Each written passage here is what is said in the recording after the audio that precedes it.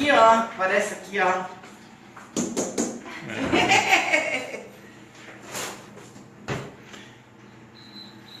Vem, amor. Tá ao vivo já. Tem alguém online por aí? Boa noite, irmãos e irmãs. Estamos aqui pelo telefone celular, aqui nos instantes iniciais, antes do nosso 15º encontro de teologia de Umbanda Sagrada. Estamos aqui na casa da irmã Rose, do seu marido, o Mário, filhos da casa, mãe Carmela. A nossa internet, para variar, ela está com alguma limitação. Eu tive que reiniciar o computador, mas já nós começamos, tá bem?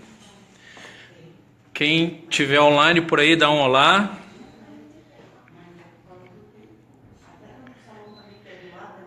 Quem tiver online, dá um olá. Eu entrei pelo celular agora. Tive que reiniciar o computador porque tem um temporal aqui em Cruz Alta e deu uma queda de luz e caiu a conexão, caiu o computador e eu tive que iniciar aqui pelo celular, mas já nós iniciamos. Legal, Sandro, Manu, Mila, boa noite. Estamos transmitindo aqui da casa de um casal, filhos da casa, do Templo Escola de Umbanda Aranauã, a Rose e o Mário. Estamos aqui também com a mãe Carmela, preparando uma janta aqui, enquanto a gente vai estudar. A nossa irmã Rose é especialista aqui nas lides culinárias. Tá certo? Vamos ver como é que está a nossa transmissão, então.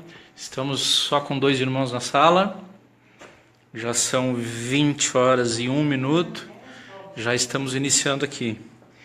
Eu, na verdade, me recuperando aqui daquele procedimento que eu fiz a semana passada para extração de um dente ciso, foi urgente, por isso eu tive que cancelar o nosso encontro da semana passada.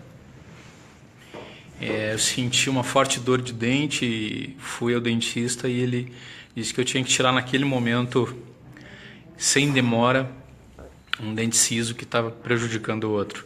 Ainda estou um pouquinho com o rosto inchado, mas isso faz parte. E ainda com um pouco de dor também, mas bola para frente. Tá bem? Legal, Sandra, Manu, Mila, Regiane. Eu estou com o telefone aqui na horizontal. Eu tenho que virar a cabeça para ver quem é que está aí. Legal, irmãos. Hoje, na Umbanda, em alguns segmentos da Umbanda, é verdade, se comemora, digamos assim, o Dia dos Ciganos, não é? De uma linha de trabalho dentro da Umbanda. E isso se deve em razão dos sincretismos que se faz com Santa Sara Kali, no dia 24 de maio, que, em razão do sincretismo que alguns segmentos de Umbanda utilizam, é atribuído a orixá Oroiná ou Egunitá. Então, em razão disso, eu vou iniciar aqui o programa. Em razão disso, se diz que hoje se comemora o dia do povo cigano, o dia de Santa Sara, ou o dia de mãe Egunitá, mãe Oroiná na Umbanda, tá? Eu, particularmente, nós vamos falar sobre esse tema ainda, um pouquinho mais lá para frente. Eu sou um pouco avesso a essa questão do sincretismo dentro da Umbanda e, portanto, essa questão não é utilizada em todos os segmentos e em todos os terreiros, todas as casas de Umbanda, tá certo? Mas seja como for, a egrégora está aí, é maravilhosa, do povo cigano, ela deve ser aproveitada, deve ser curtida esse momento aí, com essa linha de trabalho aí, que é muito boa, é fantástica, tá certo? Bom, então estamos aqui iniciando de novo o aplicativo. Fala, mãe Carmela. Tá parecendo virado. Eu tô virado? A Carmela tá dizendo que eu tô virado. Vamos lá, então. Acho que agora melhora. Legal. Mas é só dentro do grupo, amor. E enquanto eu... Tá. Agora ficou legal. e enquanto eu inicio aqui o computador. Computador não, o aplicativo. Quem mais está por aí? Além do Sandro, da Manu, a Mila, Regiane, Carmela. Os filhos da casa têm que estar assistindo aí. Vamos ver, o Rodrigo, a Aniele, Rose e Mari estão aqui. Legal. Sim, tá inchado? Falando com a Carmela, tá... ainda tá inchado o rosto. E tá doendo também. Pessoal, aproveitando aí esses instantes iniciais, lembrando também, eu já coloquei no grupo, dia 20 de junho de 2017, agora mês que vem, uma terça-feira, com muito prazer nós vamos iniciar as atividades do Templo Escola de Umbanda Nanauã aqui com sede em Cruz Alta. Já fazem uns 2 meses que a gente está preparando, fundamentando o solo, trabalhando nos assentamentos de direita e esquerda, nas firmezas da casa, para poder iniciar os trabalhos, e isso vai acontecer de fato no próximo dia 20. Então, de modo que se tiver algum irmão aí de Cruz Alta, próximo de Cruz Alta, no Rio Grande do Sul, até mesmo fora, que queira nos honrar com a vossa presença na inauguração e no início dos trabalhos do nosso terreiro, sintam-se todos convidados, tá bem? Eu só peço que nos avisem, nos comuniquem para a gente organizar aqui a estrutura física para poder melhor recebê-los. Tá certo? Vamos... Tá complicado aqui, pessoal. Vamos lá. Vamos de novo. Não sei se tem alguém aqui. Tem de Cruz Alta, tem, né? Tem alguém de Cruz Alta aí? A Paula. Paulinha tá online. A Paula e o Claudemir são de Cruz Alta, também aí se sintam convidados. Quem for de Cruz Alta, aliás, próximo de Cruz Alta, sintam-se convidados aí, viu? É dia 20 de junho, o início previsto para as 20 horas. A gente sempre pede que chegue um pouquinho antes, né? Para a gente poder se organizar aqui, acomodar todo mundo. Oi, Emiliano, tudo bem? Legal.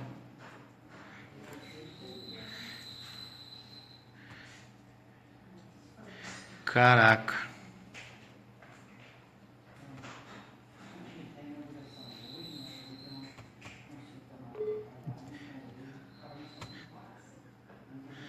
Deu problema aqui.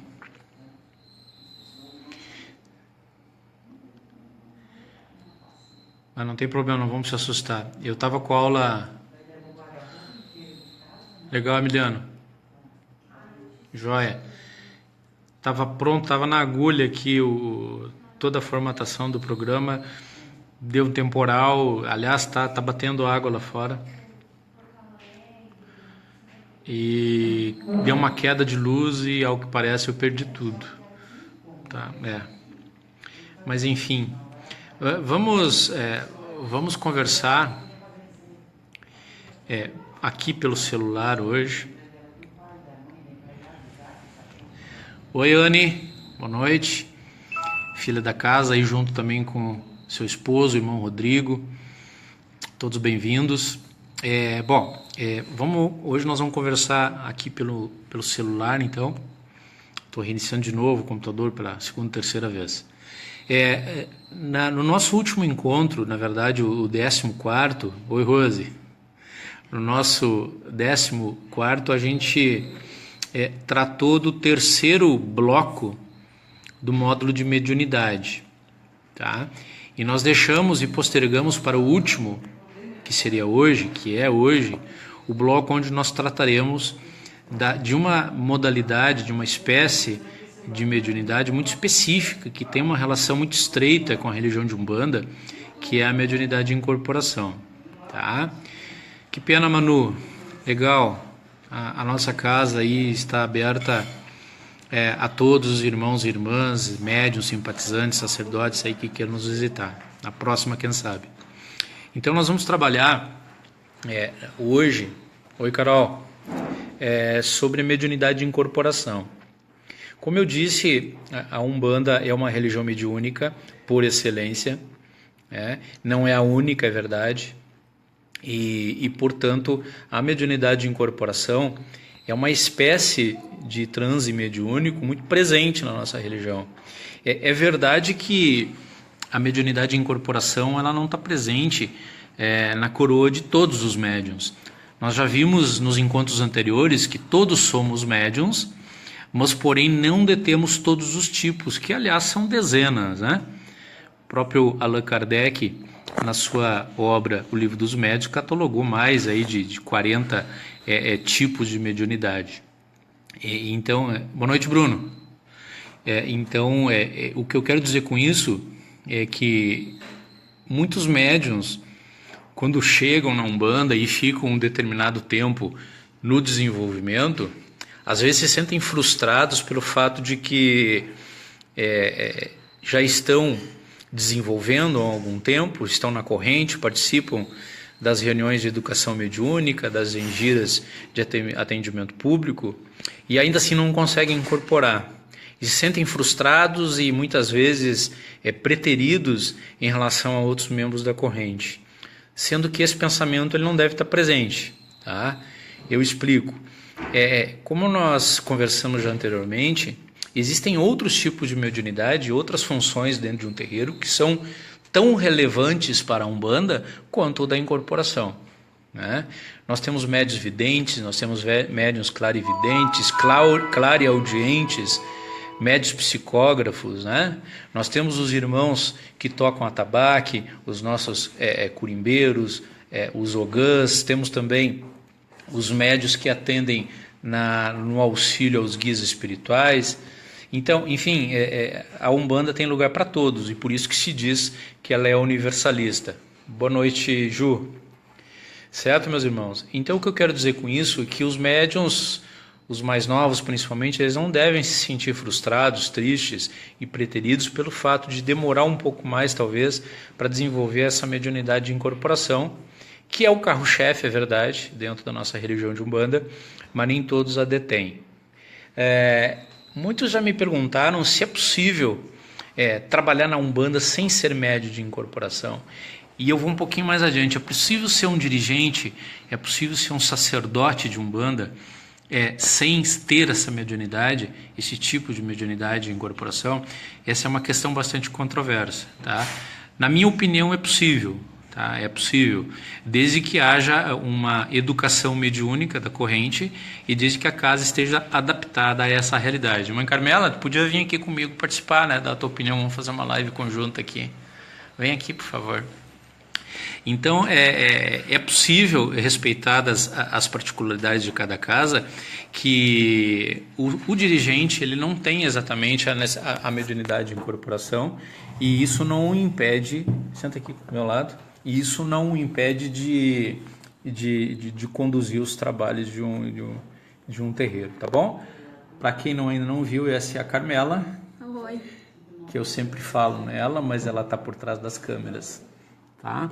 Nós estamos falando aqui hoje da mediunidade de incorporação pelo celular, porque travou tudo hoje aqui, né? E a questão que nós estamos levantando agora é se é possível você trabalhar na Umbanda sem ter esse tipo de mediunidade incorporal. E se um dirigente espiritual, um sacerdote, uma sacerdotisa, pode estar à frente dos trabalhos sem ter esse tipo de mediunidade, sem ser um médium incorporante. Fala aí, Mãe Carmela, dá a sua opinião. É possível porque a Umbanda é a prática da caridade. A prática da caridade não se estende somente à incorporação, onde o guia vai atender a pessoa e auxiliá-la. A caridade é muito mais que isso. Quando você oferece ajuda para pessoas que têm necessidades de alimentação, de vestuário, tudo isso faz parte da caridade. Quando você dá um abraço numa pessoa quando chega no terreiro, na recepção, tudo isso auxilia a pessoa a ficar melhor, a se harmonizar. Então, a Umbanda te possibilita, além da incorporação, outras práticas dentro do terreiro. Você pode criar grupos de assistência social, um trabalho com os médiuns, em assuntos específicos que os auxiliem, até mesmo na compreensão interna de si, né? Que além os guias ajudam nisso, mas existem outras formas de se trabalhar também. É muito interessante essa questão que a Carmela levantou, irmãos, sobre a prática da caridade. Nós, umbandistas, temos um hábito, vamos colocar um mau hábito, de achar que pelo fato de a gente vestir o branco e ir para o terreiro, incorporar e trabalhar, a gente está fazendo caridade. E quando não pode ir, a gente se questiona, poxa, eu preciso ir porque eu tenho a necessidade de praticar a caridade. Mas isso é muito relativo. Na verdade, aquilo que a gente faz dentro do terreiro de Umbanda é uma pequena parte, muito adminícula em relação ao que a gente tem a capacidade de fazer, em relação ao que a Umbanda tem capacidade de proporcionar em termos caritativos. Como a Carmela disse, é muito mais do que incorporar, é muito mais do que colocar o guia em terra, servir como um aparelho para ele, para se prestar um atendimento com passes mediúnicos. É muito mais do que isso. Nós entendemos que a caridade que a Umbanda tem capacidade de fazer e de desempenhar, é a caridade que envolve trabalho social, tá? Nós temos condições de fazer isso? É evidente que sim. A Umbanda é maravilhosa, é uma religião redentora. Existem centenas de milhares de adeptos por todo o mundo, de forma que a Umbanda ela tem essa possibilidade, então, de praticar caridade num sentido muito amplo e não só no sentido limitado como a gente imagina. Mas vamos lá, vamos entrar no nosso tema, então, específico hoje, que é mediunidade e incorporação. De início, eu gostaria de ressaltar que essa expressão incorporação, eu sou contrário a ela, embora ela seja bastante usual dentro da nossa religião. Porque quando nós falamos em incorporação, nos dá a ideia, uma falsa ideia, de que algo entra dentro de outra. Na verdade, incorporação, um corpo entra dentro de outro. Guardadas as proporções, essa é a interpretação literal da palavra. E o que acontece, o que ocorre nessa espécie de mediunidade não é uma incorporação. Não há a entrada de um corpo mais ou menos denso dentro do corpo de outra pessoa. Isso não ocorre. A expressão que melhor identifica esse tipo de mediunidade, no meu pensar, no meu sentir, é estado alterado de consciência. Tá? E em razão desse equívoco até com relação à nominação do tipo de mediunidade, muitos irmãos acham que serão dominados pelo guia espiritual no momento do transe mediúnico. Ora, se o transe mediúnico é uma incorporação, eles esperam que o guia entre no corpo, tome conta dos seus sentidos, da sua capacidade psicomotora, e ele não vai lembrar de nada. Esse tipo de mediunidade é uma mediunidade inconsciente, que hoje está cada vez mais raro dentro da Umbanda. No início, quando a Umbanda veio para o plano material, nós já vimos isso nos nossos encontros anteriores, havia necessidade de ter um tipo de mediunidade inconsciente, porque o conhecimento existente naquela época era pouco ou quase nenhum, e havia necessidade de que o médium ficasse inconsciente para que o guia espiritual ele pudesse dominar os sentidos, sua capacidade psicomotora, para poder realizar o trabalho que ele tinha que realizar aqui na matéria. Tá? Tem um pouquinho de barulho aqui, mas não se liguem, tá? Bom, então, estado alterado de consciência, eu acho que é o que melhor denomina a questão da incorporação. Bom, em verdade, o que vem a ser a incorporação? É um tipo de mediunidade, muito presente dentro da Umbanda, em que um guia espiritual ele sobrepõe a sua consciência à consciência de um médium que serve de aparelho, ele serve de intermediário. Nós vimos, eu acho que no nosso encontro da semana passada, retrasado, um encontro anterior, a questão dos chakras. A função dos chakras, como eles vibram e como ao pulsarem eles formam um corpo espiritual ao redor da matéria do médium. Esse corpo espiritual que é formado em volta da matéria do médium, resultante, repito, do pulsar dos chakras, forma o que muitas pessoas chamam de aura. Tá? E essa aura ela se dilata no momento do transe mediúnico, ela aumenta de tamanho, e essa aura pode variar de 7 a 77 centímetros, segundo relatos de evidência e clarividência, e o guia espiritual, ao se aproximar do seu médium, do seu elo material, ele conecta cordões fluídicos através dos seus chakras com os chakras do médium. Tá? E isso é possível quando o corpo astral, o corpo espiritual, o corpo mediúnico do mediador, ele se altera, ele se dilata em razão justamente desse pulsar dos chakras. E isso é possível mediante exercício mediúnico, gente. Por isso que é importante que todo médium ele tenha um processo de educação mediúnica, de desenvolvimento mediúnico, e a melhor forma de se fazer isso atualmente é através da meditação. Tá? A meditação, então, hoje é um excelente recurso para que o médium possa desenvolver a sua capacidade de concentração, capacidade de foco, principalmente, e dessa forma ele consegue dilatar com mais facilidade o seu campo espiritual para que o guia se aproxime e faça a conexão.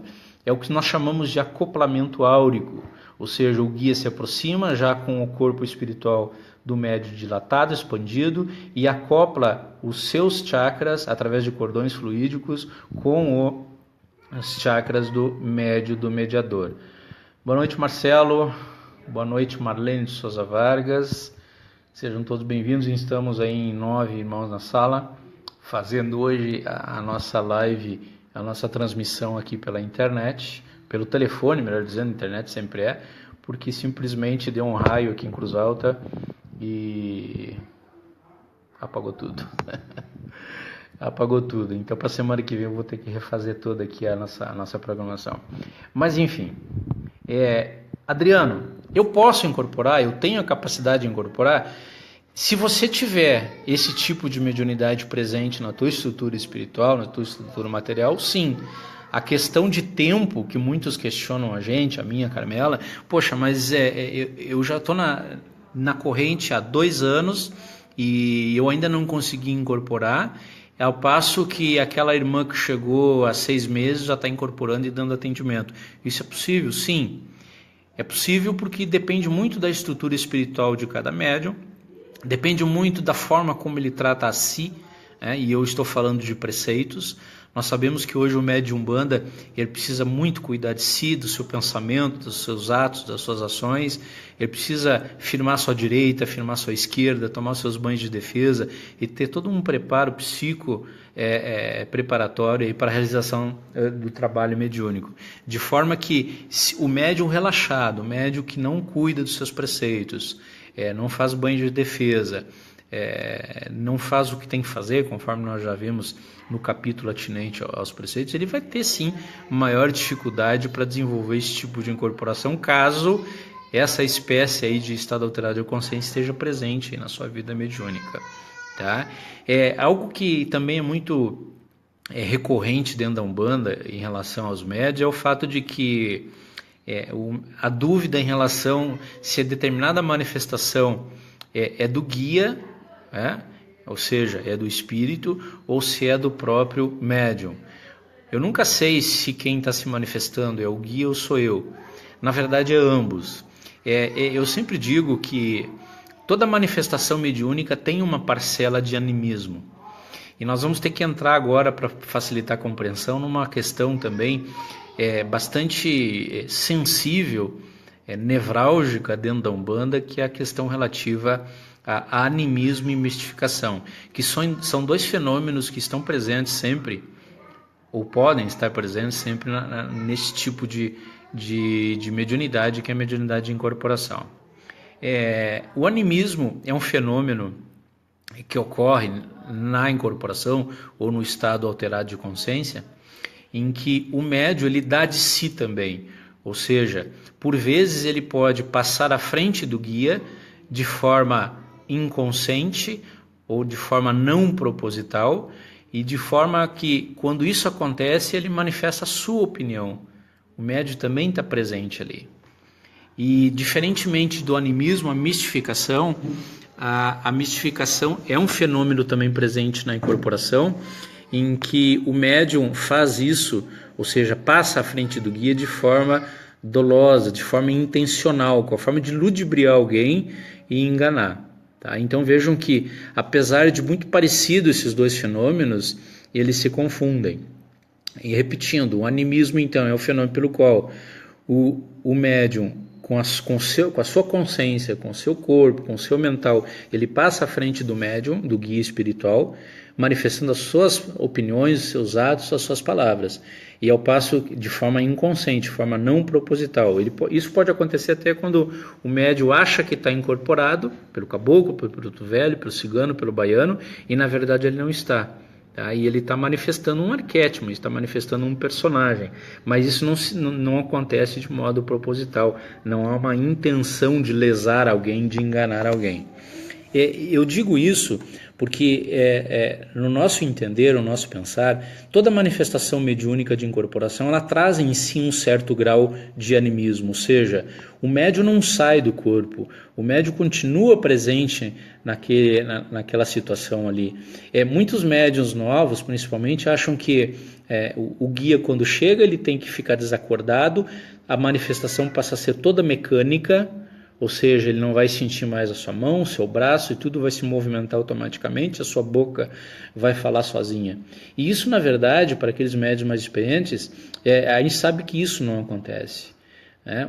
Numa situação, numa atualidade, onde a mediunidade está cada vez mais semiconsciente e consciente, o fenômeno da incorporação mecânica ou inconsciente, ela não é muito difícil, é muito raro hoje. Há pelo menos relatos que há pelo menos 50 anos não encarnam mais médiuns com esse tipo de incorporação inconsciente. E o que quer dizer isso? Que o médium sempre está presente e ele sempre vai manifestar uma parcela da sua vontade, da sua consciência no fenômeno do estado alterado de consciência. Tá? E isso é bom. Tá? É bom, mas por outro lado ele requer do médium muito preparo, muita educação mediúnica e sobretudo muito estudo. Tá? O médium precisa conhecer a doutrina de Umbanda, ele precisa conhecer a teologia de Umbanda, precisa conhecer as linhas de trabalho, a ação de cada um dos tronos, das linhas, das 7 linhas de Umbanda, para fazer com que aquela manifestação mediúnica, quando der de si, quando essa manifestação for do próprio médium, ele não vai fazer bobagem. Tá? Além disso, esse tipo de mediunidade semiconsciente e consciente, onde o médium dá de si através de uma pequena parcela de animismo, possibilita que ele também aprenda com o guia. Porque quem de nós, que já somos médiuns incorporantes, durante os atendimentos das giras públicas, não aprende com o guia quando ele está dando uma consulta? Não é verdade? Então, muito daquilo que é dito para o consulente, nós aproveitamos para nós.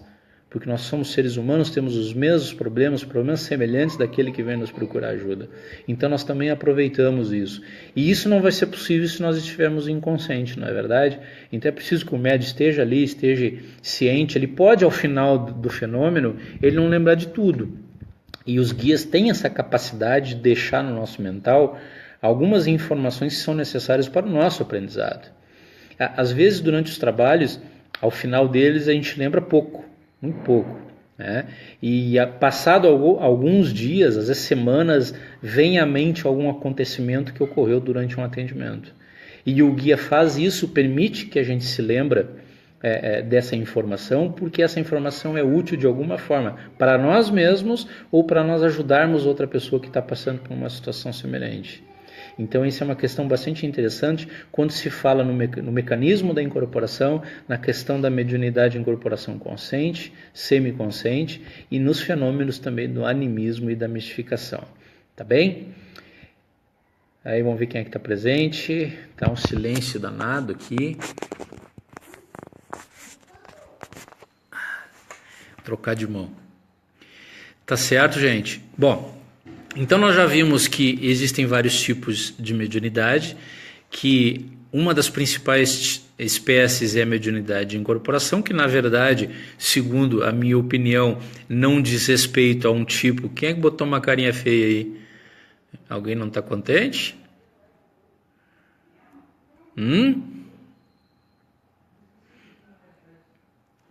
Botaram uma carinha feia, carinha de bravo aí. Quem é que não tá contente aí, irmãos? Quem não estiver contente aí pode se sentir convidado a se retirar, tá? Bom, vamos lá, vamos continuar. Então, esse tipo de mediunidade de incorporação, muito presente na Umbanda, isso decorre também da análise desses fatos, que é animismo, mistificação, e também da questão do entendimento do que é incorporação inconsciente, semiconsciente e consciente, tá? Apertou errado? Espero que sim, né? Nessa altura do campeonato aí, já com 4, 5 meses aí. Legal. Bom, vamos lá.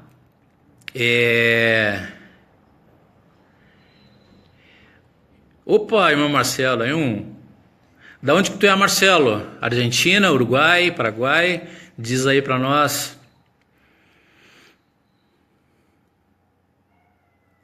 Vou tentar decifrar aqui, tá bom, irmão? Por acaso que alguém esteja inconsciente e decidir que está consciente,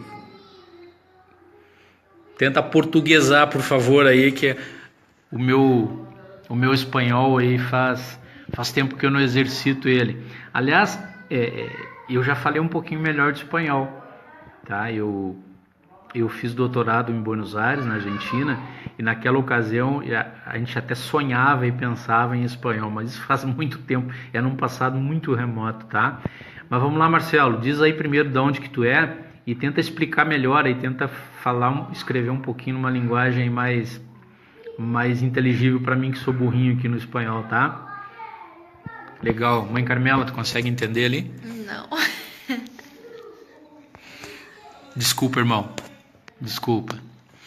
Bom, existe... se tivesse funcionando aqui o nosso sistema, eu vou mostrar para vocês, ó. Tá zerado aqui. Ele devia estar funcionando, deu aquele raio e caiu tudo, enfim. Eu ia mostrar um vídeo, eu deixei no ponto preparado para vocês um vídeo representando o mecanismo da incorporação. Sim, porque o guia ele não entra no corpo do médium. Como eu disse, ele projeta cordões fluídicos oriundos dos seus chakras com os chakras do médium, faz o que a gente chama de acoplamento áurico. Tá? E através dessa sobreposição de consciência que o mecanismo da incorporação ele se realiza. Tá? O médium está presente durante alguns estudos que a gente faz aqui, até algumas vezes tem algumas discussões sadias, positivas, né? No sentido de que alguns sustentam ou continuam sustentando, e eu respeito, né, desde que seja verdade, que são médiuns de incorporação inconscientes, ou seja, que não lembram absolutamente nada. Isso é uma infelizmente, nós estamos em 2017, né, a Umbanda aí com 108 anos de idade, ainda tem alguns irmãos, e eu repito, eu respeito aqueles que de fato têm esse tipo de mediunidade, ainda continuam sustentando serem detentores da mediunidade de incorporação inconsciente.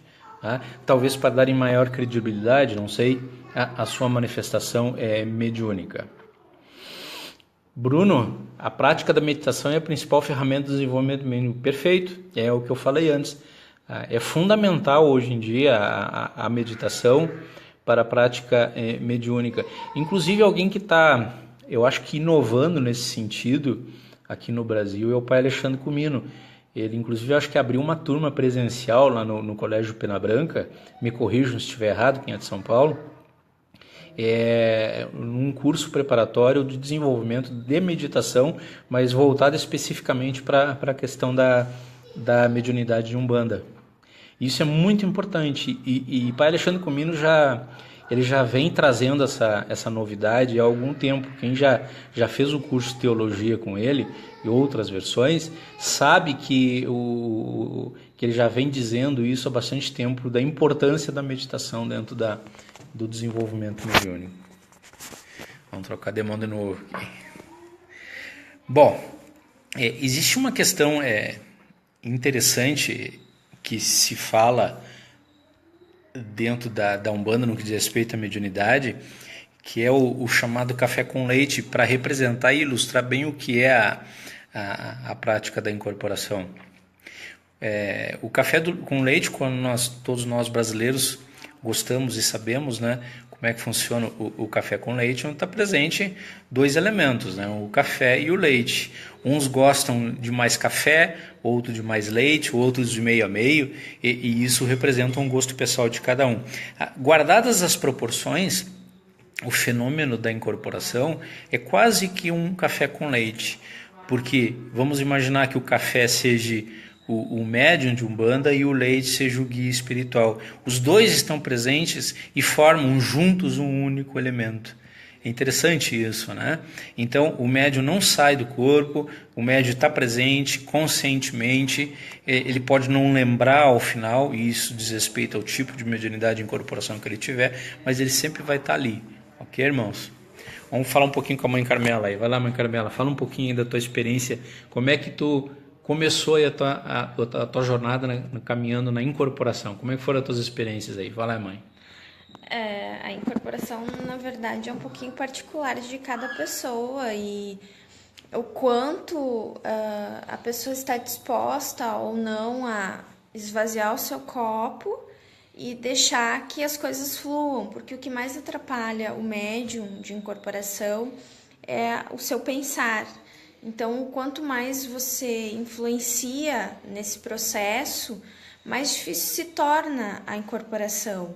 Então, como os irmãos estão dizendo aí, a questão da meditação, eu acho que é excelente para quem está nesse processo de incorporação, de confiança com o seu guia, porque a mente às vezes acaba atrapalhando e não deixa fluir a incorporação de uma forma adequada.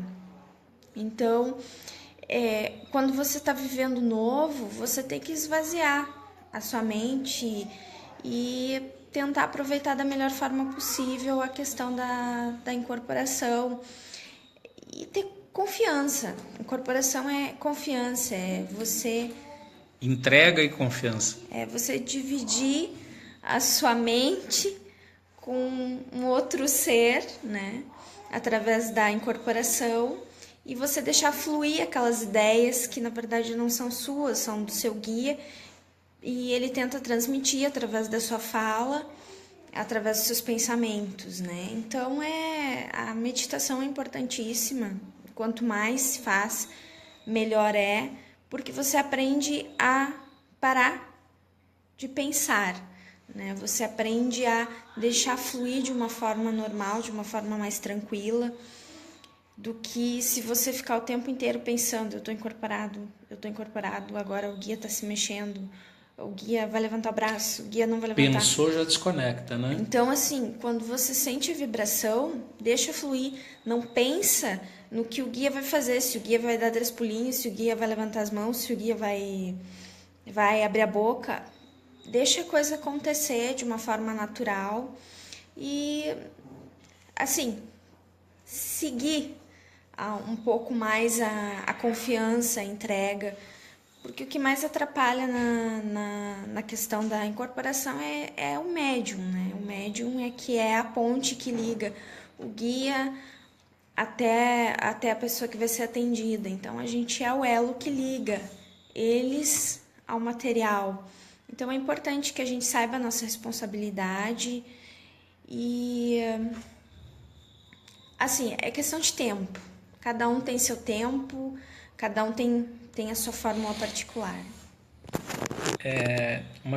Uma coisa interessante também, na Umbanda nós trabalhamos incorporação de orixás e incorporação de linhas de trabalho. Até a incorporação de orixás é algo muito mais presente dentro da religião de Candomblé.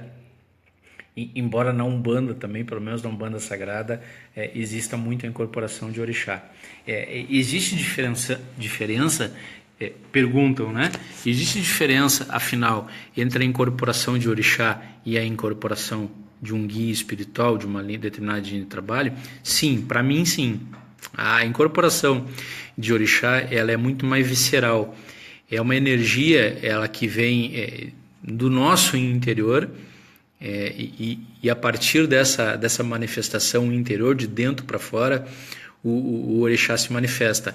Acrescentando também que na Umbanda Sagrada, pelo menos, o orixá, quando se manifesta, ele não dá consulta, e normalmente, de regra, também ele não fala.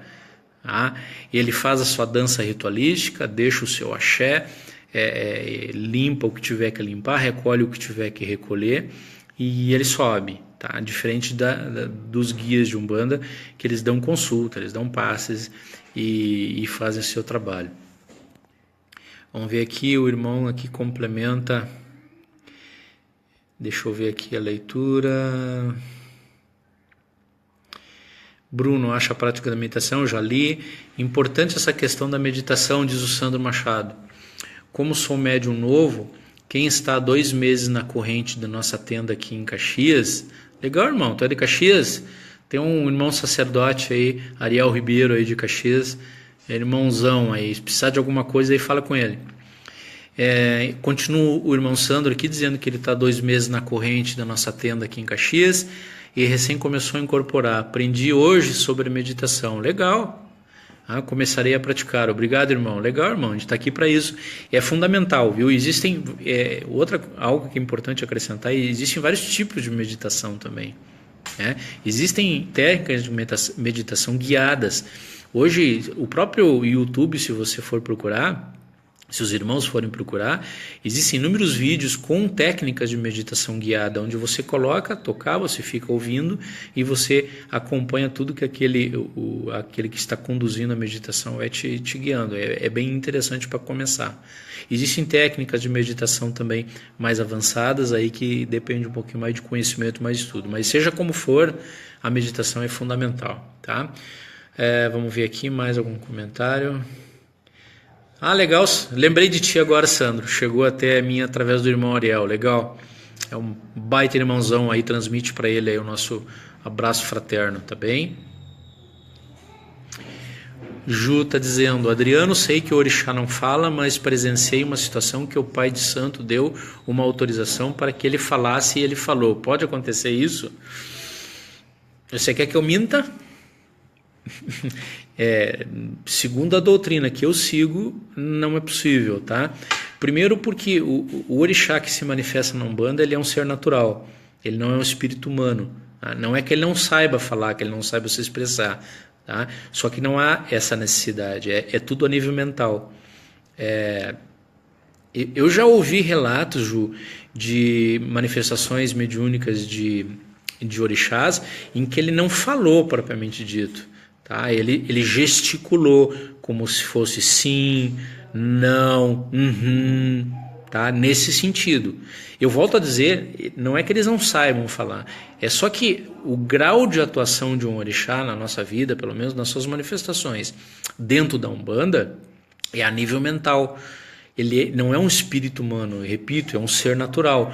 Tanto que a melhor denominação para que a gente possa fazer em relação a eles quando nós falamos um orixá, um Oxalá que incorpora dentro da Umbanda Cegada, é um Oxalá natural, ou seja, é um ser natural que habita uma dimensão habitada somente por seres naturais de Oxalá.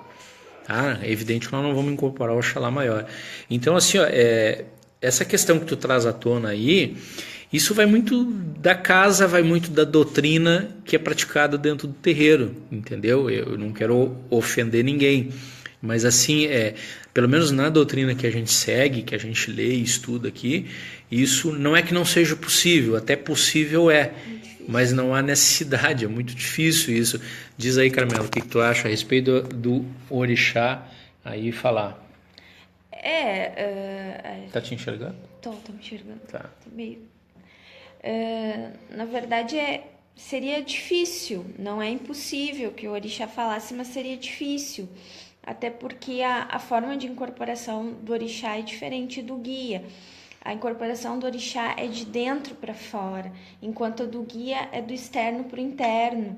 Então, o orixá, quando ele chega, quando ele vem até nós, quando ele se manifesta, ele trabalha de uma forma mais interna, mais com referência a nós, né? Com o que a gente precisa. Às vezes ele faz chorar, às vezes ele faz dançar, então é uma coisa interna do que é nosso, né? Então por isso que ele não se exterioriza tanto, porque é interno, mas a gente recebe o axé dele e é muito bom. Então ele não vai dar consulta ou vai... Fala que pode ser um caboclo de repente, né? Pode ser um caboclo de Ogum, caboclo, de Xangô, que de repente diga que é Xangô, mas na verdade é um guia, né? Isso também pode acontecer, às vezes as pessoas não sabem diferenciar a forma de incorporação e dizem que é Xangô e na verdade é um caboclo de Xangô, um caboclo de Ogum. Isso também pode acontecer. Essa é uma questão bem interessante. Nessas nossas andanças aí e experiência dentro da religião, a gente ouve e escuta muita gente falar: eu incorporei o meu Ogum e trabalhei a noite toda, eu incorporei o meu Xangô, a minha Ançã. Não é verdade? Na Umbanda Sagrada, isso a gente tem que ouvir com um pouquinho de ressalva isso. Porque, como eu disse, na nossa religião, na nossa segmentação, o orixá, quando incorpora, ele vem só para deixar o axé, ele não tem outra finalidade, ele limpa, recolhe, ele magnetiza, ele imanta, ele ajuda e ele sobe, não dando consulta. E aqueles guias, melhor dizendo, aqueles médios que dizem normalmente, o meu Ogum, o meu Xangô, na verdade é um caboclo ou um preto velho, um guia de Ogum, de Xangô, que vem, se manifesta, utiliza o nome daquela linha para dar consulta. Tá? Não é que seja Ogum dando consulta ou Ogum incorporado, é um caboclo de Ogum.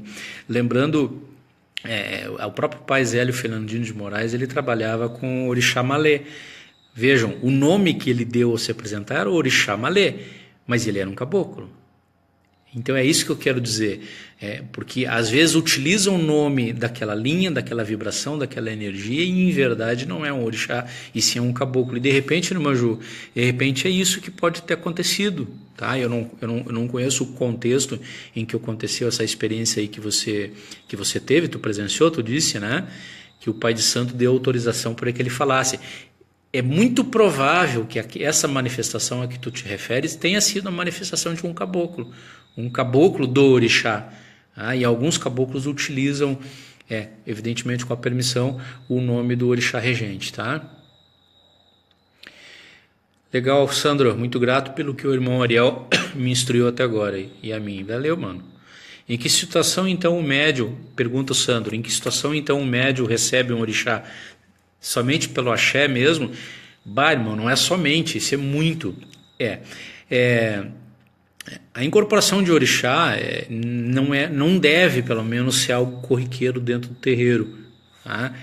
No contexto das obrigações do médium umbandista, no contexto das apresentações aos sagrados pais e mães orixás, é muito interessante, muito importante que haja a incorporação do orixá para complementar o que a gente chama de imantação. Tá? Então, durante um processo de preparação sacerdotal, por exemplo, ou num processo de apresentação de médiuns aos mistérios de Deus na natureza, é importante que a incorporação do orixá para que essa imantação se complete, porque através da incorporação, através da manifestação do orixá na mediunidade do médium, esse processo ele se fortalece, entendeu?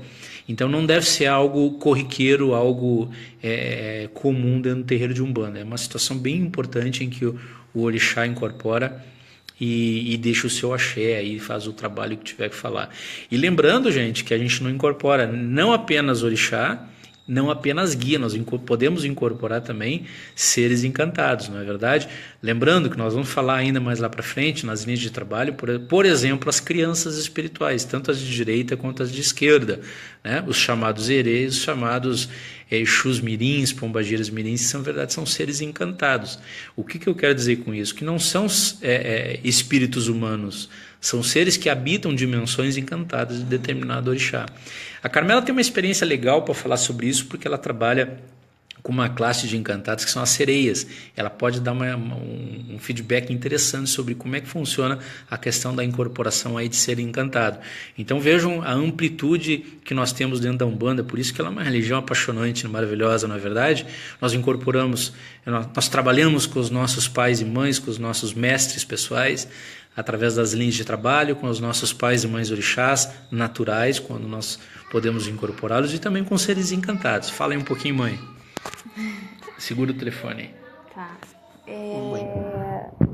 A sereia apareceu um dia num desenvolvimento mediúnico que a gente estava fazendo E ela não fala, ela canta, né? Ela emite sons diferenciados e através desses sons ela limpa, ela manda a sua forma de axé também dentro do terreiro.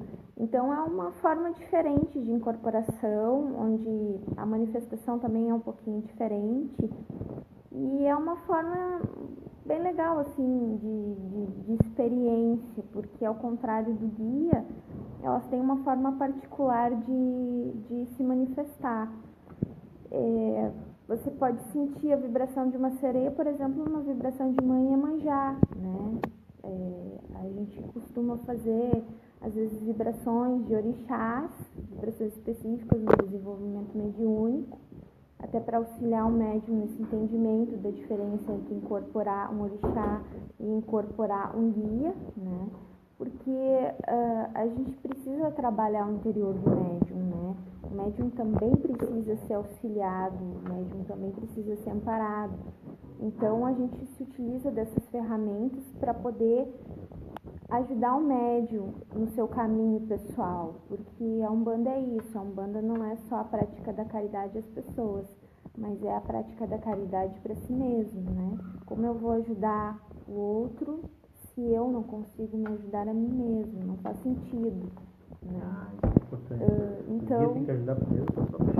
sim. Então, as sereias, elas vêm,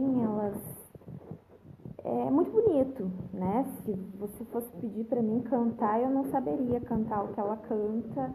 E é muito difícil explicar, porque é como se você estivesse mesmo na água e sentisse a água, mas você não está. Então, então é isso, a incorporação de uma sereia, né? Existem outros seres também que atuam dentro da capacidade mediúnica. É interessante essa questão da incorporação de seres encantados, no que diz respeito principalmente à questão das crianças. Muitos chamam, né, de Cosme e Damião, os herês e beijadas dentro da Umbanda, que na verdade eles são seres encantados, não são espíritos humanos. E alguns até, de tanto ouvirem, de tanto serem perguntados se foram trombadinhas, se foram marginais quando passaram por uma encarnação, até eles acabam confirmando que sim, para satisfazer a nossa curiosidade, o nosso ego. Mas na verdade eles não são espíritos humanos, eles nunca passaram pelo processo reencarnacionista como nós passamos. São seres infantis, é verdade, mas que habitam dimensões só de seres infantis e regidos por determinados orixás. Interessante isso. Isso vale também para Exu Mirim e Pombagira Mirim. São seres encantados de esquerda ou da esquerda, de dimensões à esquerda da natural, que é a nossa aqui, onde nós vivemos. Gente, tem muita coisa para falar sobre incorporação, tá? É um assunto inesgotável. Eu vou colocar no grupo para vocês aí, para quem ainda não viu, um vídeo sobre o mecanismo da incorporação, como é que ela funciona. Eu vou postar também o quarto e último bloco desse módulo aqui sobre mediunidade, que foi gravado lá em setembro do ano passado, lembram? Que eu ia passar, na verdade, hoje, mas não deu um pane total, mas eu vou colocar no grupo. Tá certo? Agora são, deixa eu ver, 20 horas e 51 minutos, nós estamos sendo chamados aqui para nossa janta. Agradeço a presença de todos e mais uma vez aí desculpa por não ter conseguido iniciar e concluir aí da forma que a gente pretendia. Desejando aí uma boa noite para todos os irmãos. Ok, Manu? Tá oscilando a internet. Aqui tá um problema, além que aconteceu na semana retrasada, né? Além da internet, que ela oscila bastante, aí o tempo tá muito feio aqui no Rio Grande do Sul, Cruz Alta. Agora até parece dar uma paradinha, mas muito temporal, o tempo muito feio. Ontem nós tínhamos gira no terreiro e desabou o mundo aqui. Foi muita água, muita mesmo. E a previsão é de que isso continue até o final da semana. Tá bem, irmãos? Uma boa noite, excelente noite para todos aí. Agradeço aos 6 irmãos que estão presentes até agora aí. Tá certo? Nos encontramos a semana que vem, aí, né, na próxima quarta-feira, às 20 horas aqui, também com o nosso 16º encontro. Esse foi o 15º. Tá? Então a gente vai avançando aí no nosso estudo aí de teologia de Umbanda Sagrada. Tá bem? Lembrando, não esqueçam, dia 20 de junho aqui em Cruz Alta, 20 horas, inauguração do nosso terreiro, tá? A gente ia ficar muito feliz aí se alguém do grupo pudesse nos prestigiar e tivesse junto lá para a gente lembrar, lembramos de vocês, tá? Então quem puder, claro, a gente sabe das dificuldades, mas quem puder, tiver essa condição, que seja de Cruz Alta ou próximo a Cruz Alta, até mesmo de outro estado, aí a gente vai ficar muito feliz, só nos avise. Tá legal? Turminha, um abraço, uma boa noite, fiquem com Deus aí. Tchau, tchau.